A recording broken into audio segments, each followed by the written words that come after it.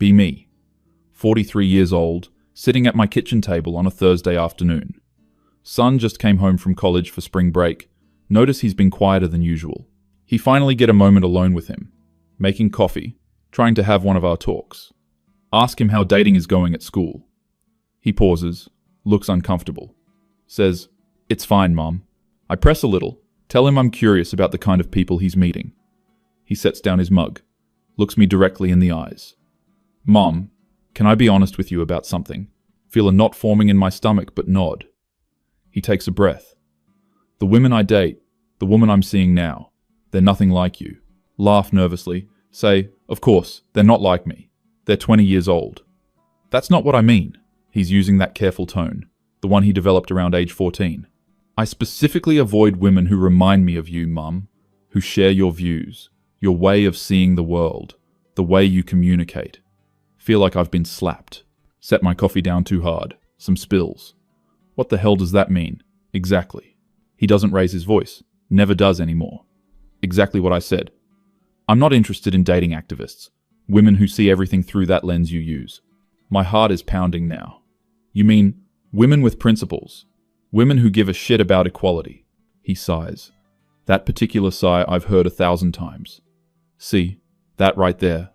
That immediate translation of what I said into the worst possible interpretation. Feel my jaw clenching. I've spent my entire adult life working for change. Real change. He started doing community organizing when he was still in elementary school. Attended every march, every rally, wrote op-eds for local papers and online publications, testified at city council meetings about wage gaps and harassment policies, ran workshops on consent and power dynamics at the community center, made sure our home was a place where important conversations happened, never shied away from calling out problematic behavior, even in family, even in friends, especially in family, because that's where it matters most. Raise my son to be different, to be better, to understand his position in systems of power. And now he's sitting here telling me he runs from women like me. I don't think you understand what you're actually saying right now. My voice sounds strained even to my own ears. You're telling your mother that women who care about justice are somehow defective. He closes his eyes briefly. I knew you'd do this. Do what? Turn what I'm saying into a political statement instead of hearing what I'm actually telling you.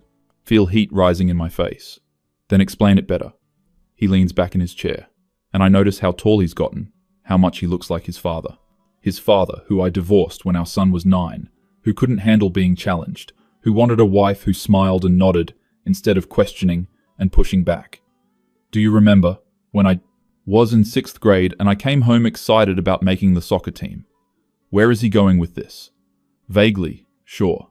I told you, I scored 3 goals in tryouts, and you spent 20 minutes explaining how team sports reinforce hierarchical masculine dominant structures. I do remember that conversation differently. I was trying to help you think critically. I was 11, and I wanted my mum to be proud of me. That's not fair. I was proud, I just wanted you to understand context. Right? Context. There was always context. He's still calm. Maddeningly calm. When I wanted to play video games with my friends, context about violence and objectification. Nomura next him. When I was upset about something, context about how I needed to process emotions differently than toxic patterns would dictate. Quote, when I liked a girl in 8th grade, you gave me a 30-minute talk about male gaze and objectification before asking her name. Feel defensive walls going up. I was educating you, preparing you to be different. You were exhausting, Mom. The words land like stones. Actually feel winded.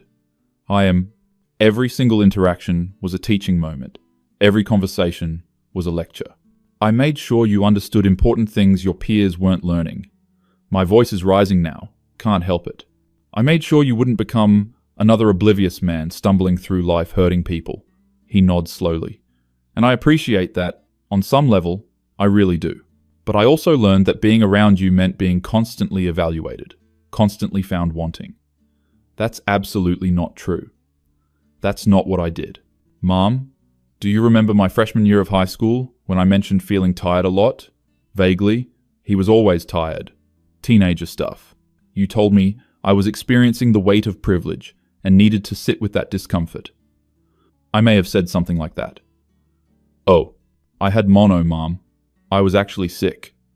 Well, how was I supposed to know? You could have asked about symptoms, instead of turning it into a lesson about societal comfort. Feeling cornered now. So what? I'm supposed to apologize for raising you with consciousness. See, that's the thing. You can't hear criticism without framing it as an attack on your entire worldview. He's wrong about that. I can absolutely take criticism. I've spent years in organizing spaces, working through difficult feedback, facilitating restorative justice circles, mediating conflicts between different activist factions. I know how to listen. I'm listening right now, aren't I? He almost smiles. But it's sad. You're waiting for me to finish so you can explain why I'm wrong. I'm not. That's not true. Okay, Mum. We sit in silence for a moment. Outside, I can hear neighbors laughing about something. Used to be friendly with them before I confronted the wife about her Halloween costume 3 years ago. She stopped returning my calls after that. But I was right. She needed to understand why it was problematic. Being right matters. So tell me about this girl you're dating, trying to reset, find common ground. Why do you want to know? Because I'm your mother and I care about your life. He considers this. Her name is Sarah. She's studying early childhood education. That's great. What's she like? He hesitates. She's kind. She laughs a lot. She doesn't interrogate every word I say looking for hidden meanings. The implication stings. She sounds lovely, trying to keep my voice neutral. She is. And what does she think about the state of the world, about women's issues? Can't help asking. He gives me a look. She thinks about them like a normal person, Mom. What's that supposed to mean? It means she has opinions, but they don't define every interaction, every relationship, every moment of her life. Feel my shoulders tensing. So she's apolitical? She's normal. He repeats it like I'm being deliberately dense. She cares about things, but she doesn't weaponize caring. Weaponize. That word choice. I have never weaponized anything. I've fought for equity. You fought. That's exactly it. He leans forward now. Everything is a fight with you. Every conversation is a battle to be won. That's what change requires.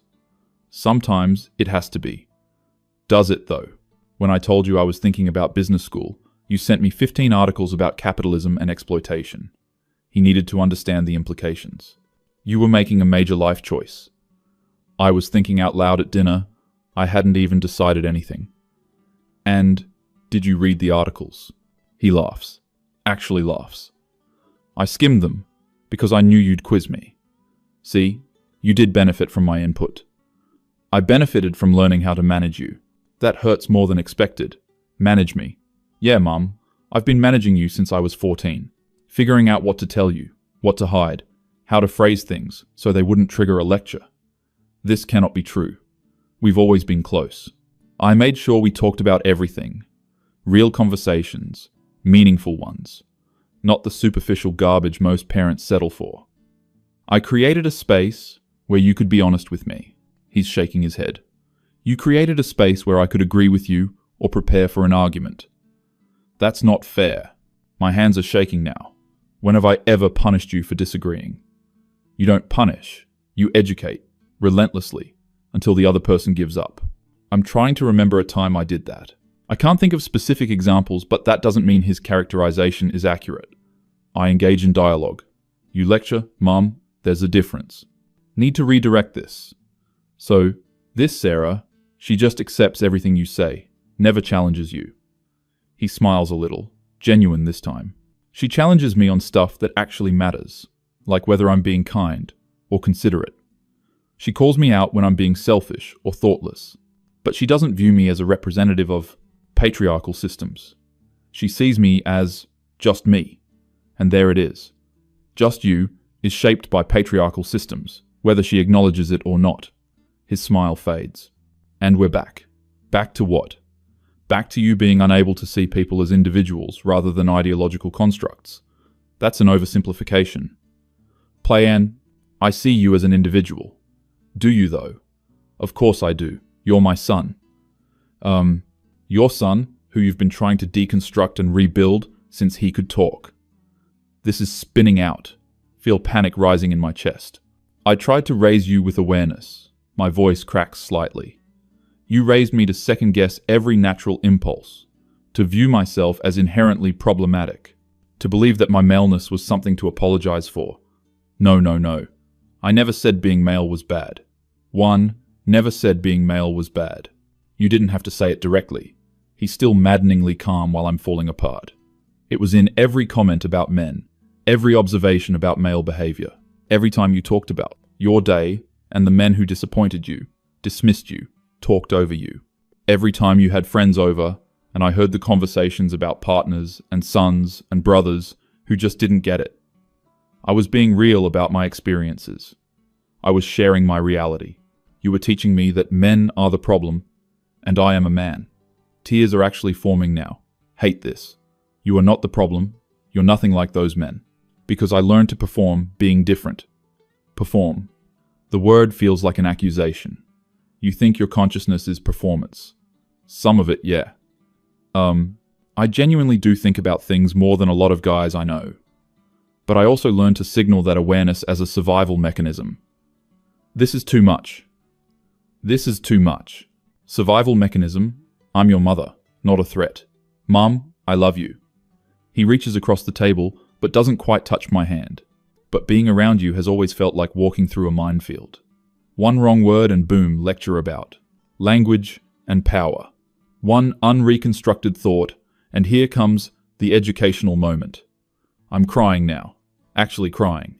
I just wanted you to be better than the men who hurt me. There it is. Said it out loud. He nods. I know, and that's a lot to put on a kid, making me responsible for redeeming an entire gender. I've never thought about it that way. I just wanted you to be good. I am good, Mum, despite all this, not because of it. That's not true. You're good because you were raised with consciousness. I'm good because Dad taught me about kindness when I stayed with him on weekends. His father, who I've spent years explaining, was part of the problem. But your father, who couldn't handle an equal partnership.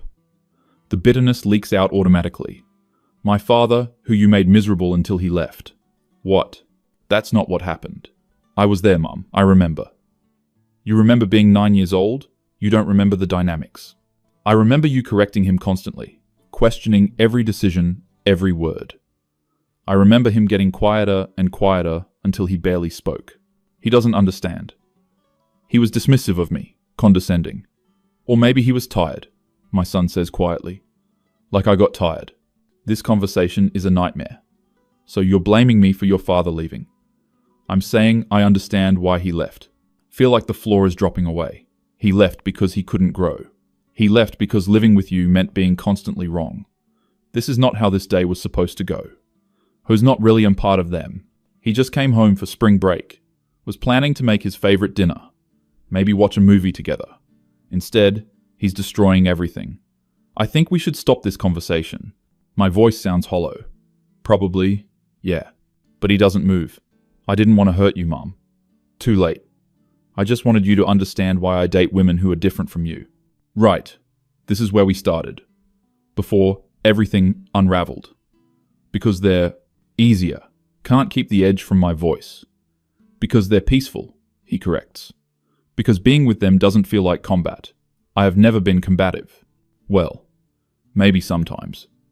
When it mattered. When things needed to be said.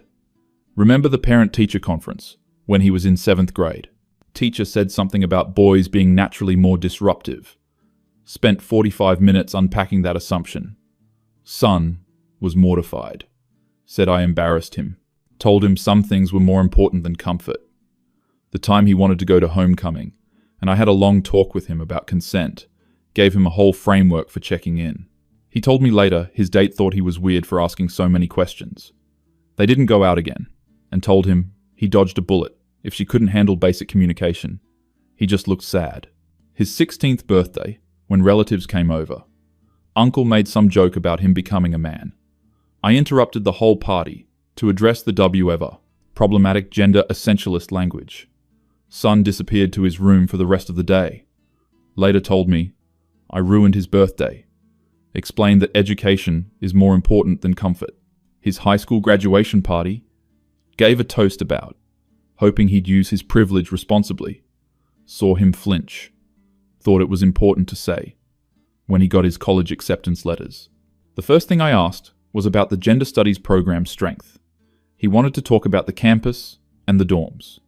I wanted to ensure he'd continue his education. Maybe I can see what he means. Just a little bit. About the relentlessness of it. But I was trying to do the right thing. Trying to raise a good man in a broken world. I did my best. It comes out as a whisper. I know you did. Then why does it feel like you hate me? He looks stricken. I don't hate you, Mom. I'm just being honest. Your honesty is destroying me right now. Would you prefer I lie? Think about that. Realize I've always demanded honesty. Prided myself on our open communication. But I wanted honesty that confirmed my worldview. Wanted him to open up about his struggles with toxic masculinity. About his journey to consciousness. About how grateful he was for my guidance. Not this. Never this. Why are you telling me all this now? He looks down at his coffee. Because I'm thinking about proposing to Sarah. The room tilts. You're 20 years old. 21 in 2 months. That's too young. Maybe, but I love her, and I'm happy. You barely know yourself at 21. I know I want a different kind of life than you have. That one lands. Look around my kitchen. Walls covered with protest posters. Refrigerator magnets with slogans. Books stacked everywhere, about systems and structures. Pictures of me at marches, at rallies. Very few pictures of just us, just me and my son, being normal. When did that happen? What kind of life do I have? Challenging him, he considers carefully. A righteous one, and what's wrong with that? Nothing, if it makes you happy. Does it make you happy, Mum? The question catches me off guard. Think about my days. Meetings and planning sessions. Online arguments with strangers about principles. Emails to city council members. Comment threads where I explain and explain. Educational moments at the grocery store, the gym, everywhere. Always vigilant. Always ready. Always right. But happy. Have a few friends. Fewer than I used to. Keep having falling outs over political differences. Or their unwillingness to do the work. Or their comfort with problematic partners. The last relationship ended 3 years ago. He said, I was exhausting. He said, being with me felt like a constant exam he was failing. He told him he was fragile, couldn't handle a strong woman. But maybe that's a pattern. My son is watching me with those careful eyes. I have meaningful work. I finally answer. That's not what I asked. Meaning is more important than happiness. Is it, though? Yes, it has to be. Otherwise, what have I been doing? I've made a difference. Have you? His voice is gentle, but the question cuts. Yes, I've changed minds, changed policies. At what cost? Don't answer. Can't answer. Sarah's mother sends her care packages, he says suddenly. Bakes cookies, includes little notes, asks about her day without interrogating her choices. She visited campus last month and they just hung out. Got their nails done, talked about normal stuff. And I watched them together and realized I've never had that with you. Feel physically sick. I tried to give you something more substantial than care packages. I wanted substance and cookies, Mom. I wanted a mom who saw me as her son instead of her political project. There's that phrase again. Political project. Is that what I did? Think about the pregnancy. How excited I was. Not just to have a child, but to raise him right. To create a different kind of man. To prove it was possible. All the Danity, parenting books I read. All about raising feminist sons. Conscious parenting. Breaking cycles. And I did break cycles. My mother never talked to me about anything important. Never questioned anything. I've just accepted the way things were. I was not going to do that. I was going to be present, engaged, educational. But maybe I went too far. Maybe I lost the person in the politics. The son in the statement. I don't know how to be different. It's the most honest thing I've said. He softened slightly. I'm not asking you to be different. I'm just explaining why I need someone who is. This should make sense. Should be logical. but it feels like rejection at the deepest level. Everything I am, everything I believe, everything I've worked for. He's running from it. Running to some girl who probably doesn't even understand systemic oppression, who thinks equality means smiling and being nice, who's never confronted anything difficult. Feel the familiar surge of defensive anger. But then I look at his face and really look. See how much older he seems, how guarded. When did he learn to look at me like this? Like I'm someone to manage rather than trust. Like I'm a problem to solve rather than a person to love. Does she make you happy? Ask it, even though I don't want to know. Yeah, Mom, she really does. What does that feel like? The question surprises both of us. He thinks about it. Light. Being with her feels light. Like I can just exist without defending my existence. We laugh about stupid stuff. Watch bad movies. She tells me about her day, and I tell her about mine, and neither of us is trying to teach the other anything. Sounds boring. Sounds superficial. Sounds peaceful. When was the last time I felt peaceful? I'm tired. Say it out loud. He nods. I know. No, I mean, I'm really tired. All the time. Carrying all this awareness, all this anger, all this righteous purpose.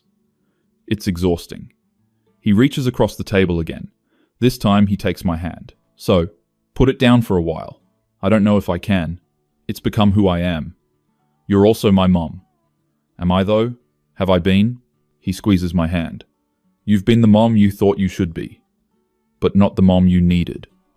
Maybe not. He says it kindly, which somehow makes it worse.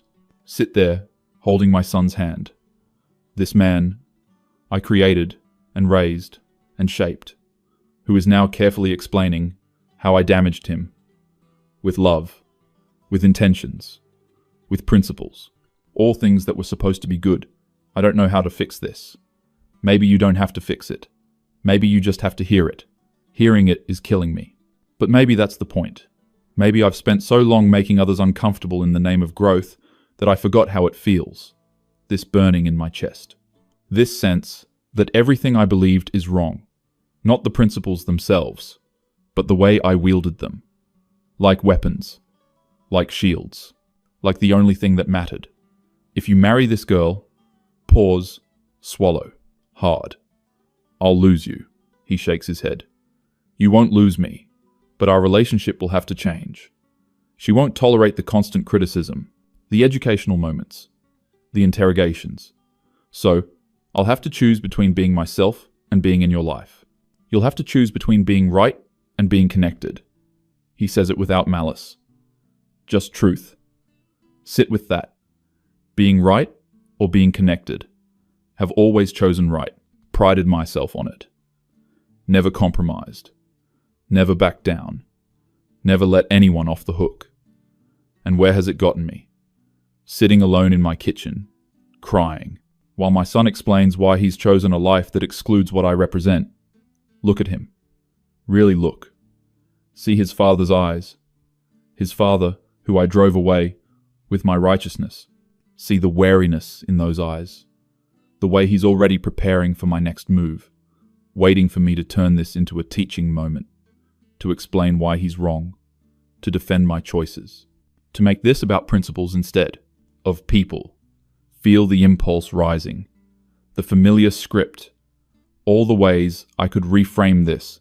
Make him see that he's been conditioned by patriarchy to seek submission. That this Sarah girl represents internalized misogyny. That his preference for peace over justice is privilege.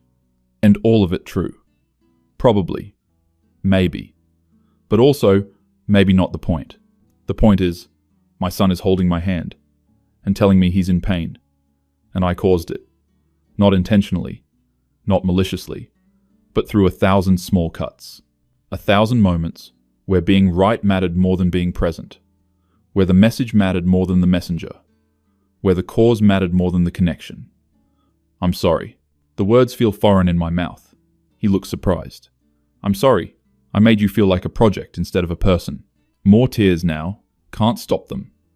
I'm sorry I was so focused on who you should be that I missed who you are. I'm sorry I turned everything into a battle.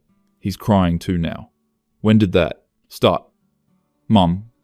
No, let me finish. I'm sorry that my activism became more important than your childhood. I'm sorry I measured our relationship by your consciousness instead of your happiness. I'm sorry I taught you to be afraid of me. We're both fully crying now. Ugly crying. His hand is still in mine. I don't have any other way to be. The confession tears out of me. This is all I know. Fighting, pushing, educating, correcting. I don't know how to just be someone's mom, someone's partner, someone's friend, without making it about something bigger. He comes around the table, pulls me into a hug. Can't remember the last time we hugged like this. Not a greeting hug, a real one. Maybe you could learn, he says into my hair. I'm 43 years old, so you've got time. Laugh through tears. I don't know if I can change. I don't know if you need to change everything. He pulls back to look at me. Maybe just try being my mum sometimes, without the lectures, without the lessons. Just my mom. The simplicity of it is terrifying, and maybe possible. We sit back down, both wiping our faces. Coffee is cold now. Outside the sun is setting. How long have we been sitting here? Tell me more about Sarah. Manage to say, what do you want to know? Anything, everything. Just tell me about her, like I'm a normal mom. He smiles, tentative. She's from Michigan, has 2 brothers, wants to teach kindergarten. She does this thing where she hums when she's concentrating. Drives her roommate crazy, but I think it's cute. Listen, without interrupting, without analyzing, without questioning. Just listen. And it's hard. So hard. Want to ask about her politics, her awareness, her understanding. Want to probe for red flags. Want to educate him about the dangers of traditional femininity. But I don't. Just sit and listen. And watch my son's face light up talking about this girl. This girl who is everything I am not. And feel something crack in my chest. Maybe it's my heart. Or maybe it's the armor I've been wearing so long I forgot I could take it off. When he finishes talking, we sit in silence again. Different this time. Less charged. I'd like to meet her, say finally. You would. Sounds skeptical. I would, and I promise to try. Try to what? Try to be just your mum, not the feminist thought police. Just a mum meeting her son's girlfriend. He studies my face. Okay, but if you start lecturing her. I won't. Mom, I'll really try not to. I can't promise I'll be perfect, but I'll try. He nods slowly. That's all I'm asking. We stand up. Kitchen has gotten dark. Turn on the light. Yellow overhead bulb, illuminating our tear-stained faces. Must look like hell. He probably needs to call her. Tell her about this conversation. She'll comfort him. Won't interrogate or analyze. Just comfort. Feel a pang of jealousy and recognition. I have never been a comfort. Always been a catalyst. Always pushing. Never peaceful. And I'm so tired. So tired of fighting. So tired of being right. So tired of being alone with my righteousness. I'm going to work on this. Tell him. I don't know how, but I'm going to try. He hugs me again. Thanks, Mum, and leaves the kitchen. Hear his footsteps on the stairs. Door closing. Muffled voice on the phone. Sit back down at the table. Pull out my phone. Scroll through my social media. All posts about issues and outrage and calls to action. Comments threads where I'm arguing with strangers. Screenshots of problematic statements I've collected to deconstruct. Look at my life through my son's eyes and see someone exhausting. Someone who makes everything harder. Someone who weaponizes principles. Someone who loves ideas more than people. Someone who would rather be right than connected. Put the phone down. Sit in the quiet kitchen and let myself feel it. The cost of all this consciousness. The loneliness of constant vigilance. The emptiness of righteous isolation.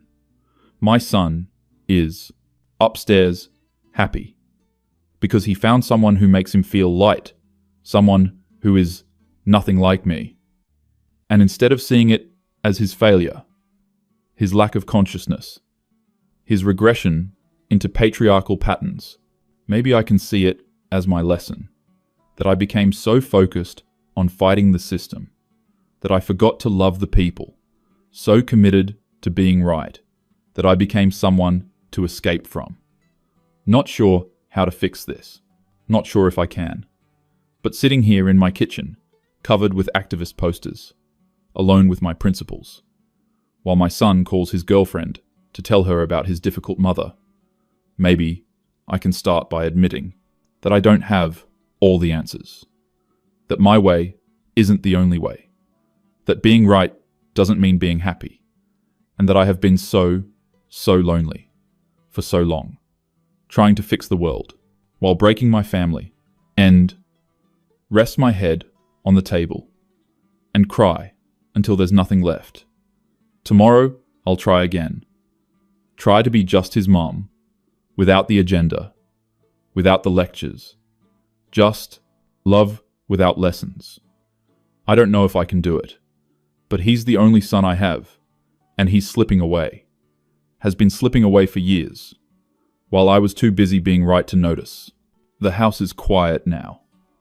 Just me and my thoughts, and the uncomfortable recognition that everything I championed, every trait I embodied, every principle I wielded, made me someone my own son runs from, someone who men leave, someone who ends up alone, not because I'm strong, but because I'm exhausting, not because I'm principled, but because I'm inflexible, not because I'm right, but because I'm insufferable, and I don't know how to be anything else.